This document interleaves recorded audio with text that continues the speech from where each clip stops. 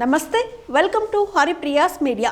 హైదరాబాద్ మహానగరంలో ఇంటి అద్దెలు బాగా పెరిగిపోయాయి. నగరంలోనే కాదు, నగర శివార్లలోనూ ఇదే పరిస్థితి.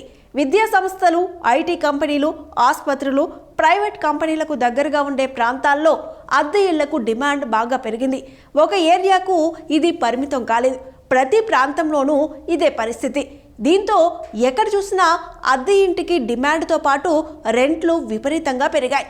కరోనా సమయంలో ఐటీ ఉద్యోగులకు వర్క్ ఫ్రం హోమ్ ఉండడంతో చాలామంది సొంత ఊళ్లకు వెళ్ళిపోయారు.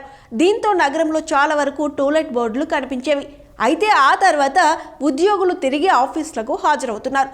దీంతో ఐటీ ఆఫీసులకు దగ్గరగా ఉన్న ప్రాంతాల్లోని అపార్ట్మెంట్లు, గేటెడ్ కమ్యూనిటీలు, ఇండిపెండెంట్ హౌస్లు హాట్ కేకుల్లా మారాయి.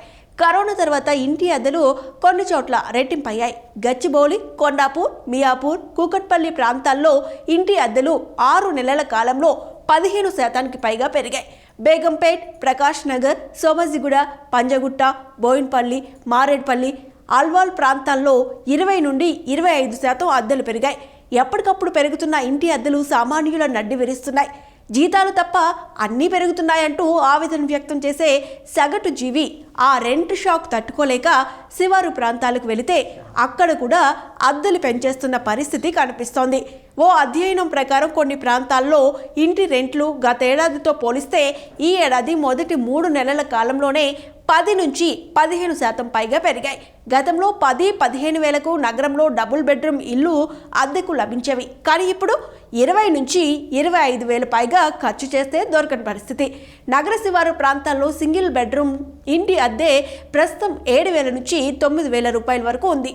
డబుల్ బెడ్రూమ్ అద్దె 11,000 నుంచి 15,000 వరకు ఉంది. మధ్యతరగతి ప్రజలు, చిన్న చిన్న ఉద్యోగాలు చేసుకునే వాళ్ళు అద్దెలు తక్కువగా ఉన్న ప్రాంతాలకు మారుతున్నారు.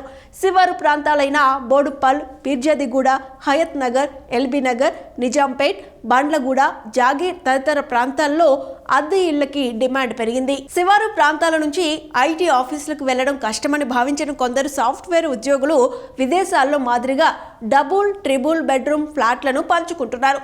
ఒకే ఇంట్లో 2-3 కుటుంబాలతో ఉండేందుకు ఆసక్తి చూపుతున్నారు. మరికొందరు పేయింగ్ గెస్టులుగా ఉంటూ అద్దె భారాన్ని తప్పించుకుంటున్నారు. అద్దె ఇళ్లకు డిమాండ్ పెరగడంతో యజమానులు ఏటా అద్దెలు పెంచుతున్నారు. భవిష్యత్తులో ఔటర్ రింగ్ వెలుపల కూడా అద్దెకు ఇల్లు దొరకడం కష్టంగా మారే అవకాశం ఉందని రియల్ ఎస్టేట్ నిపుణులు అంచనా వేస్తున్నారు.